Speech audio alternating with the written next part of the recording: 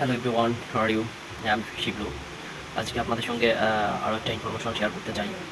Actually আপনার কী করা উচিত জীবনে, লেখাপড়ার টার্গেট কীভাবে অ্যাচিভ করা উচিত সেটা আপনাদেরকে বলতে চাই।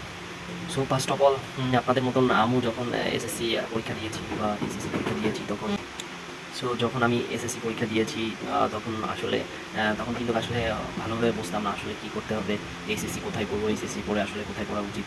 সো আমি মনে করি যে সবারই যাতে এই বিষয়টা নিয়ে সব স্টুডেন্টদের এই বিষয়টা নিয়ে এখন থেকে চিন্তাভাবনা করা উচিত। সো আমি মনে করি যে সবাই চিন্তাভাবনা করলে সবাই একটা ভালো পজিশনে যেতে পারবে। সো ফার্স্ট অফ অল আমি সবাইকে বলতে চাই যে ইনফরমেশন জানাটা খুবই প্রয়োজন। আপনারা ইনফরমেশন জানবেন কীভাবে? দেখা যাচ্ছে আপনার কোনো ভাই বা কোনো একটা সিনিয়র গ্রামের কোনো ভাই ভালো কোথাও পড়ে, তাহলে আপনাকে কী করতে হবে?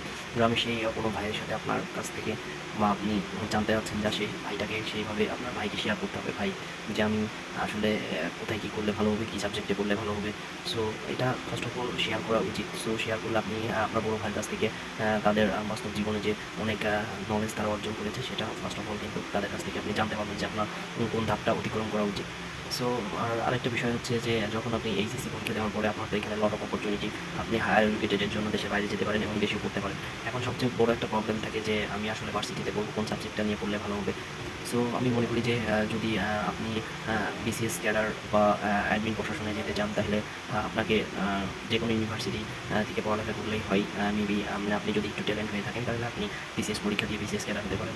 সো আর যদি আপনি ভাবেন যে আমি কোনো টেকনিক্যাল কোনো ইঞ্জিনিয়ার সেক্টরে আমার কেরিয়ারটা ডেভেলপ করতে চাই তাহলে আপনাকে মাস্ট বি অবশ্যই ইঞ্জিনিয়ারিং সাবজেক্ট নিয়ে পড়তে হবে। সো আপনি যে সাবজেক্টে যে দিকে আপনি কেরিয়ার করতে চান সেই সাবজেক্ট নিয়ে পড়তে হবে। এখানে অনেক সাবজেক্ট রয়েছে, যেমন ইলেকট্রিক্যাল ইঞ্জিনিয়ার, মেকানিক্যাল ইঞ্জিনিয়ার, আর তারপরে civil textile engineer, so engineer, অনেক ইঞ্জিনিয়ারিং সাবজেক্ট নিয়ে আপনি পড়তে পারবেন। এখানে জেনেটিক ইঞ্জিনিয়ার আছে। সো আমি মনে করি সবার জন্য একটা গুড ইনফরমেশন দিতে চাই যে আপনার কেরিয়ার কোন দিকে, আপনি আসলে কেরিয়ারটা কোন দিকে আপনি গ্রো করতে চান, আপনার সেই দিকে চিন্তা ভাবনা করাটা উচিত।